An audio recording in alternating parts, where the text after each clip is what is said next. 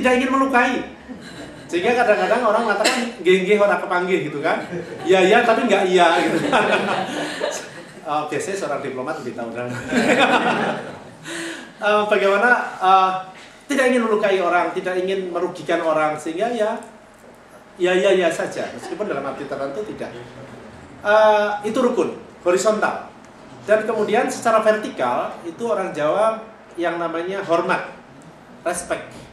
Vertikal itu termasuk dari segi usia, dari segi jabatan, dari mungkin juga dalam arti tertentu zaman waktu itu adalah soal posisi sosial seseorang, hormat. Sehingga dalam arti itu lalu kemudian ada keseimbangan di dalam kehidupan sosial, sehingga dalam hal ini sangat mempengaruhi kerukunan beragama pada waktu itu. Nah, yang menjadi masalah sekarang adalah ketika mulai yang namanya nilai-nilai kejawaan ini mulai surut. Terutama ya sebenarnya kalau saya amati ya sejak akhir 80-an lah, dimana misalnya ada beberapa gejala. Dulu nilai-nilai kejawaan itu di Jawa, di sekolah-sekolah di Jawa diajarkan dalam pelajaran budi pekerti, tapi sebenarnya hilang. Dan itu semua digantikan dengan entah P4, entah pelajaran agama. Tapi yang menjadi masalah dalam pelajaran agama yang diinstruksikan bukan lagi nilai-nilai, tetapi aturan-aturan yang diajarkan di dalam pelajaran agama baik di SD, TK, SMP, SMA adalah ritual-ritual hukum. Sehingga kemudian terjadi seperti yang diceritakan Ibu Siti, perbedaan-perbedaan. Hukum itu kan membedakan. Nah, disinilah mulai ada sesuatu yang berubah. Faktor ketiga sebenarnya saya coba amati dari kacamata Indonesia, tentu saja sejak tahun 78 ketika aliran kebatinan dan aliran kepercayaan itu mulai istilah dalam TAP MPR nomor 2 tahun 78 itu dikatakan dikembalikan ke agamanya masing-masing. Sebenarnya pemikiran yang sedikit salah, karena mana yang lebih dahulu di Jawa ini, agama itu atau aliran kepercayaan? Tapi karena sudah disepakati bahwa agama itu yang dianggap lebih dahulu di tanah Jawa, maka aliran kepercayaan, orang-orang yang beraliran kepercayaan tidak lagi diakui. Sehingga apa yang terjadi? Formalisme agama. Apa yang saya maksud dengan formalisme agama? Yaitu ketika orang ya dalam istilah sehari-hari adalah agama KTP.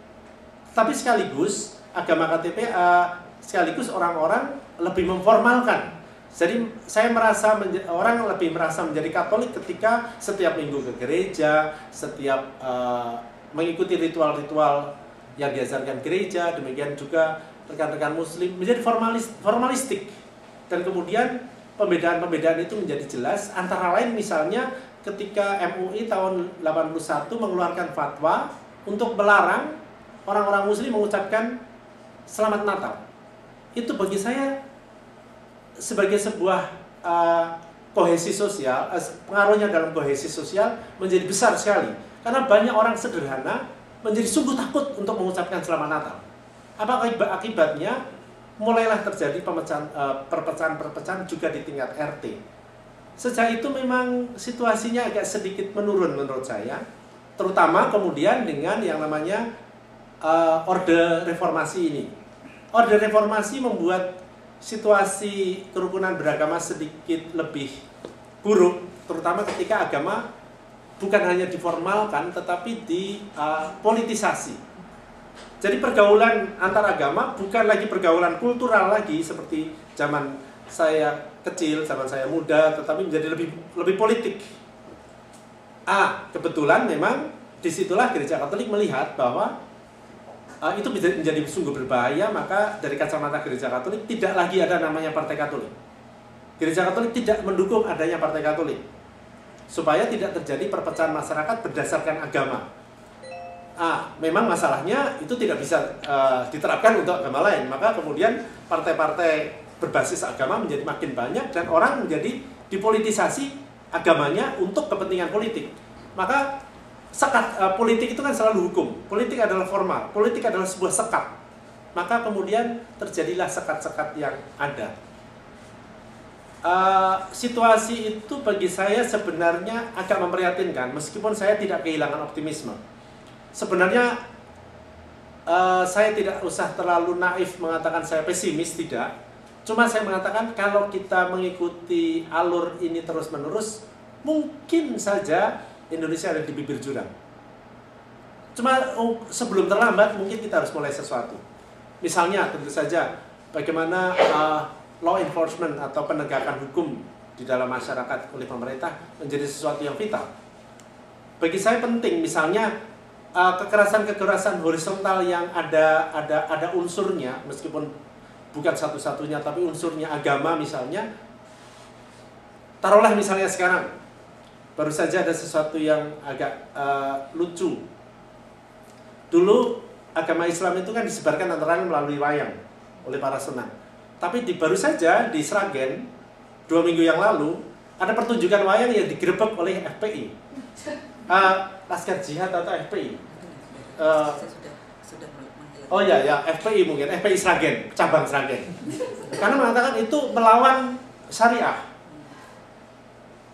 Orang geleng-geleng kepala, ini gimana? Nah, pemerintah kalau tidak cukup tegas terhadap yang seperti ini, maka mungkin ya akan berkembang terus-menerus. Itu yang saya maksud law enforcement. Meskipun sebenarnya saya jauh lebih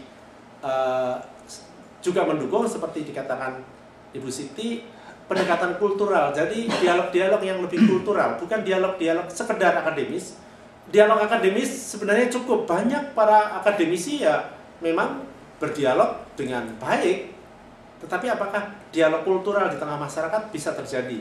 Maka sebenarnya ketika misalnya sekarang saya juga bergerak di isu lingkungan hidup, antara lain supaya terjadi dialog juga antar elemen anggota masyarakat, bukan hanya agama, tapi termasuk agama di dalamnya, menjadi lebih hidup. Dalam pengalaman saya misalnya ketika saya berbicara tentang masalah sampah di Jakarta, saya bisa berbicara dengan siapapun, ya Hindu, ya Buddha, ya Islam, dengan isu yang sama. Dan ini bagi saya adalah salah satu dialog kultural. Nah, terakhir yang saya perlu sampaikan adalah sebenarnya kalau saya mendasarkan optimisme saya, sebenarnya optimisme saya adalah pada nurani kemanusiaan yang masih dimiliki oleh banyak orang. Kalau saya melihat bahwa setiap kali bencana kita itu sungguh-sungguh sangat cepat tergerak, solidaritas kita sebagai masyarakat sangat cepat tergerak tanpa membedakan itu agama mana saja, maka sebenarnya kita masih mempunyai nurani. Dan kalau ini dipupuk lebih baik, tentu saja juga akan menumbuhkan kembali kohesi sosial yang sedikit agak terlihat compang-camping di tengah masyarakat kita. Tentu saja agama bukan satu-satunya sebab dari kecompang-campingan kohesi sosial itu, tetapi kalau kita tidak merekatkan ini dari sisi sudut pandang pembicaraan kita, mungkin ya saya tidak tahu berapa lama lagi Indonesia masih ada. Itu saja. Terima kasih. Terima kasih Romo, Andang, dan Ibu Siti. Banyak sekali sebenarnya poin-poin yang sangat menarik untuk bisa kita diskusikan lebih lanjut. Mungkin saya undang pertanyaan dari hadirin. Mungkin silakan Bapak Ibu, ada pertanyaan. Mungkin sebagai pembuka saya ingin bertanya. Tadi Bu Siti menyebutkan mengenai peran gender ya Bu ya dalam pendidikan terutama. Itu kan salah satu upaya yang dilakukan oleh konsorsium Ibu ya. Jadi bagaimana sebenarnya terjadi dialog sehingga nanti peran guru dalam menyampaikan pelajarannya itu akan lebih bermakna mungkin untuk apa yang tadi disebutkan oleh Romo, bagaimana kita merekatkan kembali kohesi sosial ini. Tapi dampaknya berapa lama nih Bu dari ini kan trickle efeknya itu kapan kita bisa lihat begitu programnya Bu? Ya. Terima kasih Mas Edwin. Sebetulnya kalau memang ini